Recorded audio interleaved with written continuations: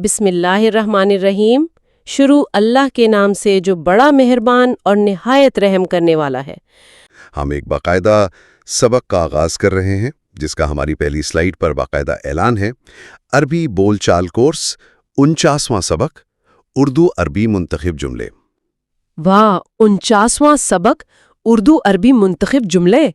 تو جو سیکھنے والے اس وقت ہمیں سن رہے ہیں، چاہے وہ سفر میں ہوں یا اپنے روزمرہ کے کاموں میں مصروف ہوں، ان سے گزارش ہے کہ اپنی سماعتوں کو پوری طرح اس گفتگو کے حوالے کر دیں، کیونکہ آج ہم عربی کو صرف پڑھیں گے نہیں، اسے جینا سیکھیں گے۔ بالکل، اور دیکھیں، ایک نئی زبان کو اس کے روزمرہ جملوں اور سیاق و سباق کے ساتھ سیکھنا واقعی ایک طاقتور طریقہ ہے۔ کسی بھی ملاقات کا آغاز ایک خوبصورت استقبال سے ہونا چاہیے۔ جی بالکل، استقبال تو روایتی اور گرم جوشی والا ہونا چاہیے۔ تو سلائیڈ 2 پر ہمارا پہلا استقبالیہ جملہ جو کسی بھی نئے سیکھنے والے کو خوش آمدید کہنے کے لیے استعمال ہوتا ہے، کچھ یوں ہے۔ میرے ساتھ دھیان سے سنیے گا۔ اہلاً و سہلاً بکم فی ھذا الدرس الجدید۔ اہلاً و سہلاً بکم فی ھذا الدرس الجدید۔ بہترین۔ اس کا اردو ترجمہ ہے، اس نئے سبق میں ہم آپ کو خوش آمدید کہتے ہیں۔ اس جملے کی خوبصورتی اس کے ابتدائی الفاظ اہلاً و سہلاً میں ہے۔ اہل کا مطلب ہوتا ہے گھر والے، اور سہل کا مطلب ہے نرم یا آسانی۔ یعنی جب عرب کسی کو خوش آمدید کہتا ہے تو وہ دراصل یہ کہہ رہا ہوتا ہے کہ تم اپنے ہی گھر والوں میں آئے ہو اور ایک پرسکون جگہ پر آ گئے ہو۔ یہ تشریح کتنی کمال کی ہے۔ جی، اس میں ایک مکمل اپنائیت کا احساس ہے۔ چلیں اسے ایک بار پھر تدریسی انداز میں دہراتے ہیں تاکہ سننے والے بھی اسے پختہ کر لیں۔ اہلاً و سہلاً بکم۔ اہلاً و سہلاً بکم، ہم آپ کو خوش آمدید کہتے ہیں فی ھذا الدرس الجدید، اس نئے سبق میں۔ بہت خوب۔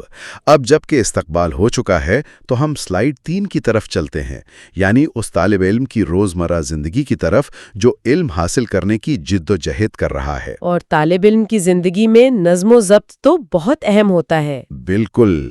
ہمارا اگلا جملہ اس توقع کے بارے میں ہے جو ایک استاد اپنے طالب علم سے رکھتا ہے۔ جملہ یہ ہے، ما کان یصح من طالب ان یفعل ھذا، یعنی ایک طالب علم سے یہ توقع نہیں کہ وہ یہ کرے۔ ما کان یصح من طالب ان یفعل ھذا۔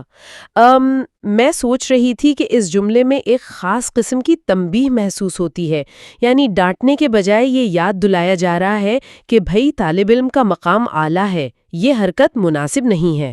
درست فرمایا۔ اور اسی تعلیمی سفر میں مشکلات بھی تو آتی ہیں۔ جب طالب علموں کو مل کر کسی مشکل کا سامنا کرنا پڑے تو وہ کہتے ہیں، ھذا السؤال صعب کیف نحلہ یا اخی، یہ سوال مشکل ہے بھائی، اسے ہم کیسے حل کریں؟ چلیں اسے دہرائیے۔ یہ سوال مشکل ہے بھائی، اسے ہم کیسے حل کریں؟ اچھا، طالب علم کی زندگی میں ایک اور کیفیت بھی تو ہوتی ہے نا، جب آپ پوری توجہ سے کچھ پڑھ رہے ہوں اور کوئی اچانک آ کر آپ کو تنگ کرے۔ مداخلت تو بہت ناگوار گزرتی ہے۔ تو کیا عربی میں اس کیفیت کے اظہار کے لیے کوئی جامع جملہ موجود ہے؟ جی بالکل، اور وہ جملہ بہت شاندار ہے، اسے دھیان سے سنیے اور میرے ساتھ دہرائیے۔ من فضلک یا اخی لا تزججنی انا احل الواجبہ۔ من فضلک یا اخی لا تزججنی انا احل الواجبہ۔ ترجمہ ہے، براہ کرم بھائی مجھے تنگ نہ کریں، میں ہوم ورک کر رہا ہوں۔ آپ اس کے آخری حصے کو اپنی حالت کے مطابق بدل سکتے ہیں، جیسے انا احفظ یعنی میں سبق یاد کر رہا ہوں، یا انا اذاکر میں سبق دہرا رہا ہوں۔ تو یہ پورا جملہ یوں بنے گا، من فضلک یا اخی لا تزعجنی انا احل الواجبہ، یا انا احفظ یا انا اذاکر۔ میں نے اس میں ایک لفظ لا تزعجنی اس پر غور کیا ہے۔ یہ بولنے میں ہی ایسا لگتا ہے جیسے کسی گہری چیز کی بات ہو رہی ہے۔ یہ بہت ہی باریک بین مشاہدہ ہے۔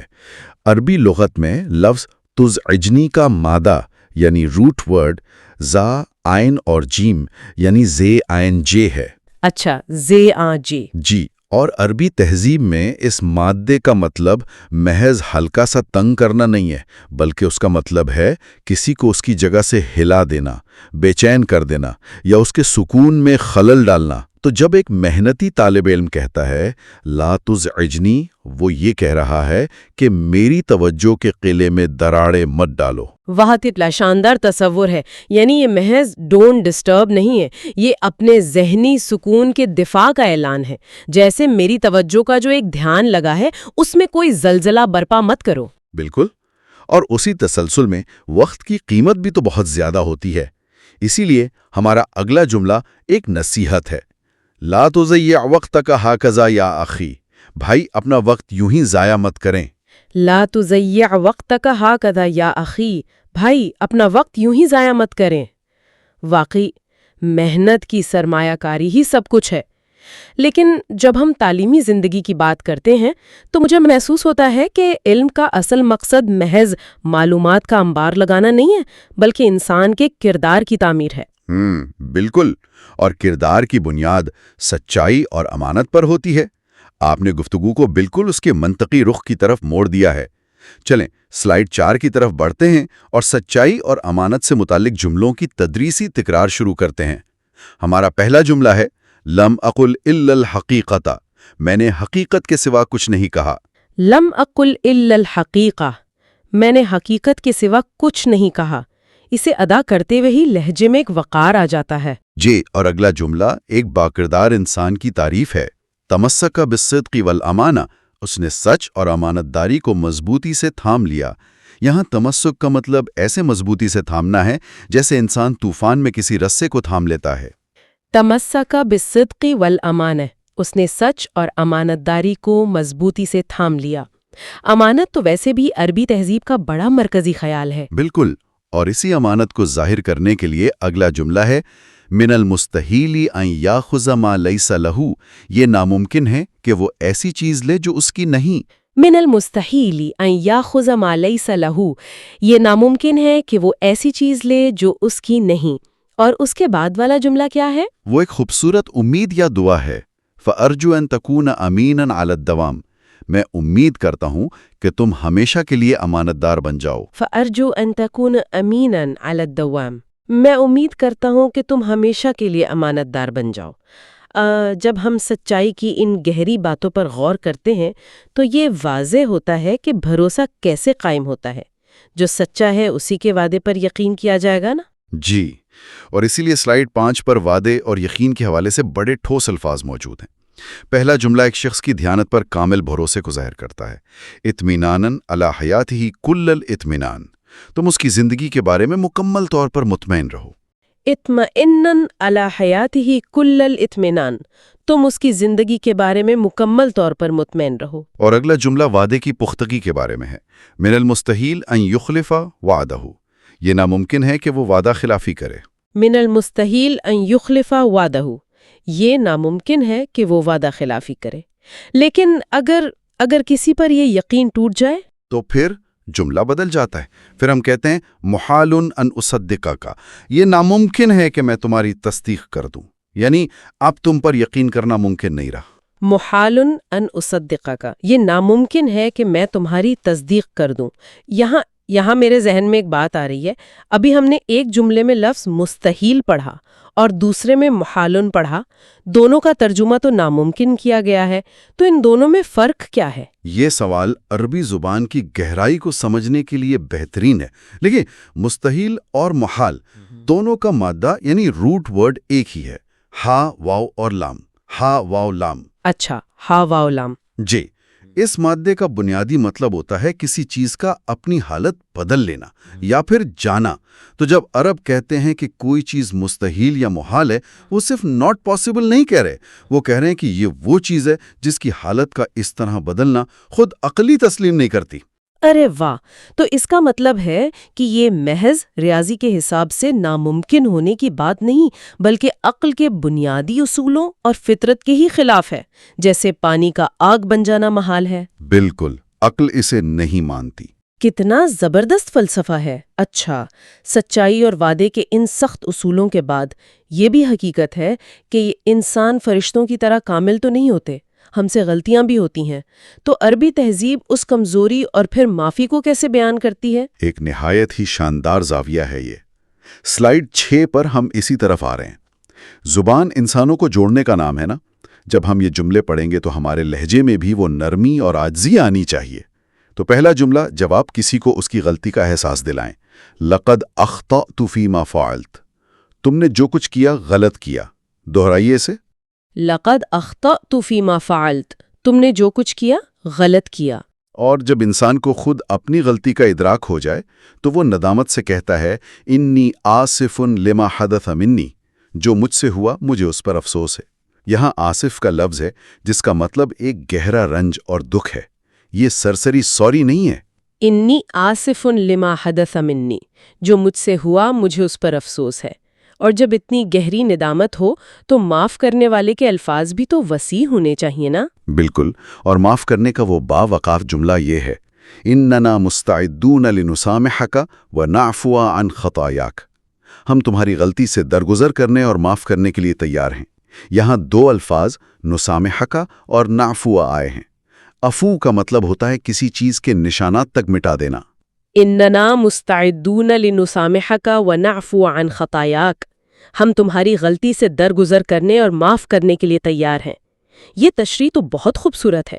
عفو کا مطلب نشان مٹا دینا، یہ تو بالکل ایسے ہے جیسے کمپیوٹر کی ہارڈ ڈرائیو کو فارمیٹ کر دیا جائے۔ جی بالکل وہی مثال ہے، محض ریسائیکل بن میں نہیں ڈالا۔ ہاں، غلطی کا وجود ہی ختم کر دیا گیا۔ اور اگر کسی سے کوئی چھوٹی سی بھول ہو جائے، جیسے کوئی راہ چلتے ٹکرا جائے، تو پھر تو اس کے لیے ایک مختصر اور شائستہ جملہ ہے، عفواً ھذا لیس لی، معاف کیجیے یہ میرا نہیں ہے۔ جیسے کوئی چیز غلطی سے اٹھا لے۔ عفواً ھذا لیس لی، معاف کیجیے یہ میرا نہیں ہے۔ اچھا، انسان کے اندر احساسات اور کیفیات کے طوفان بھی تو چلتے رہتے۔ وہ جو انسان کے اندر سوچوں کی کشمکش ہوتی ہے وہ کیسے بیان کی جاتی؟ سلائیڈ 7 اسی منظر کشی پر ہے۔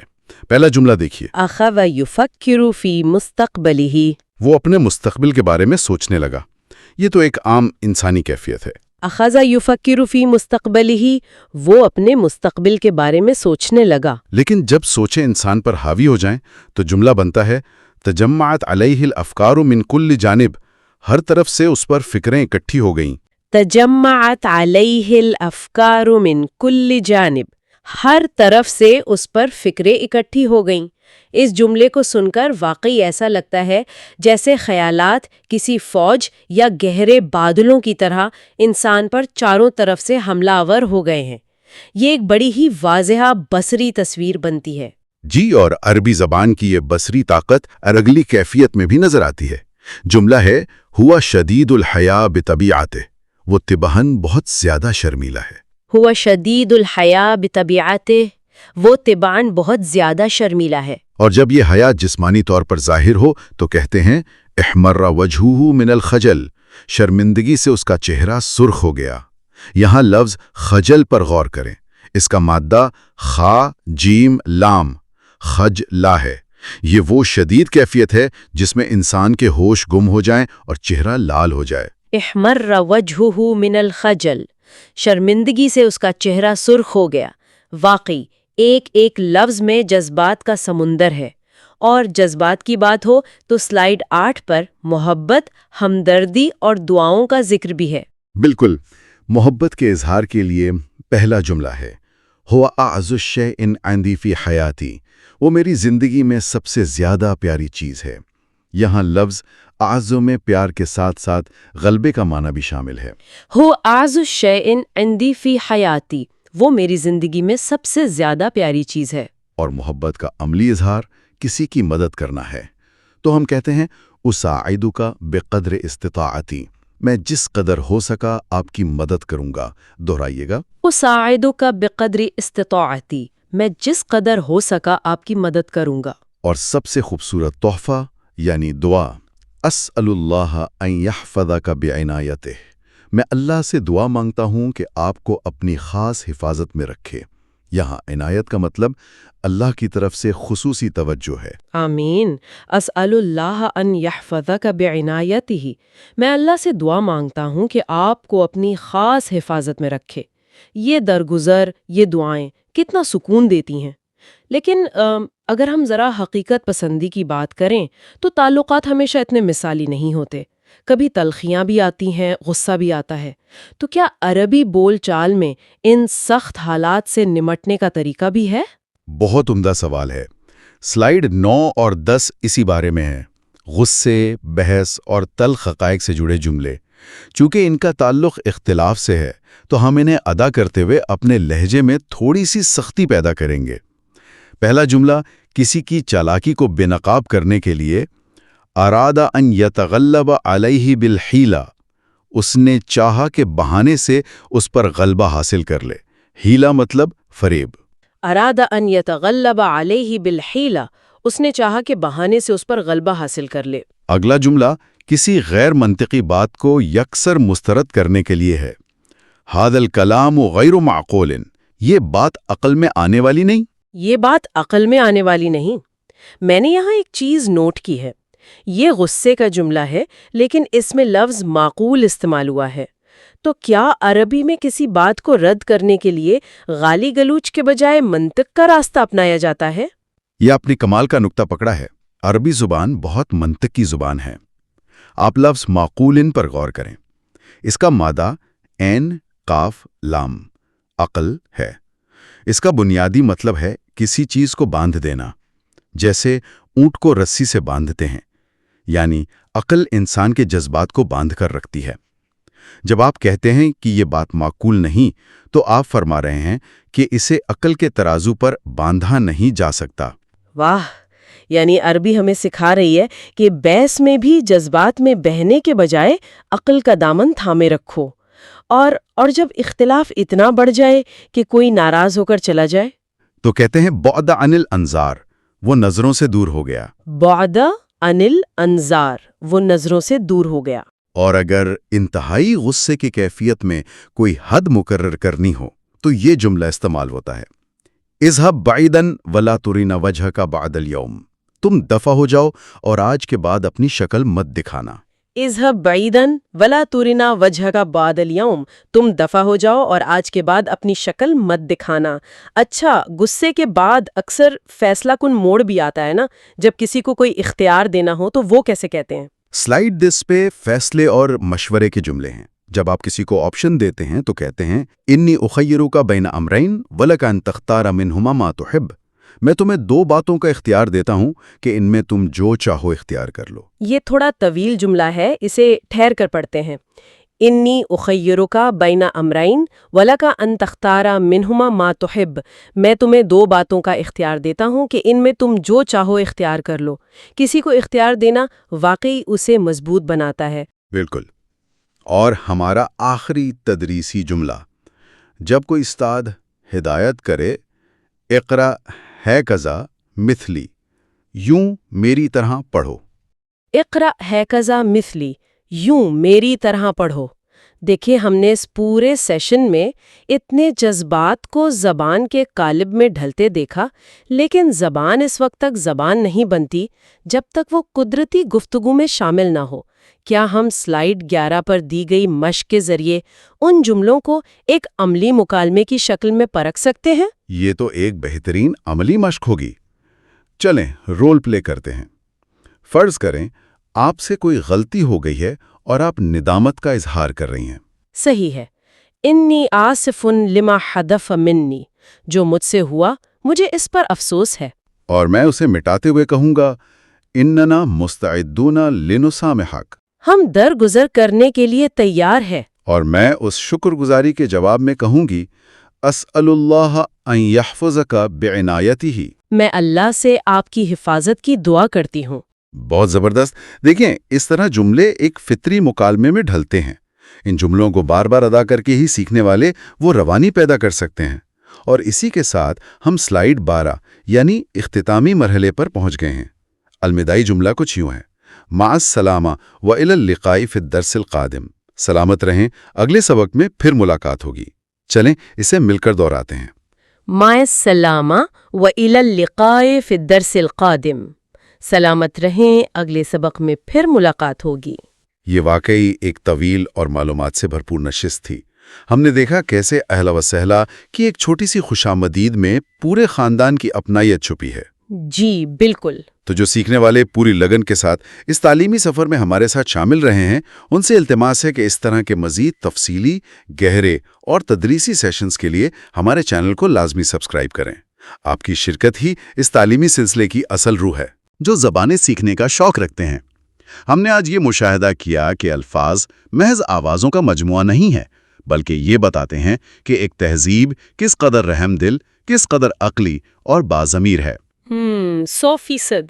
کیا آپ نے غور کیا کہ آج ہم نے جو بھی عربی جملے پڑھے، ان میں دوسروں کی حدود کا خیال رکھنے، جھگڑے میں بھی عقل کا دامن نہ چھوڑنے اور معافی کے ذریعے غلطیوں کے نشان مٹا دینے کے پہلو کس قدر غالب تھے؟ اگلی بار جب بھی کوئی نئی زبان سیکھیں تو محض اس کے الفاظ نہ رٹیں، ان میں چھپی تہذیب کو محسوس کریں۔ یہ طریقہ آپ کے سیکھنے کے تجربے کو ہمیشہ کے لیے بدل دے گا۔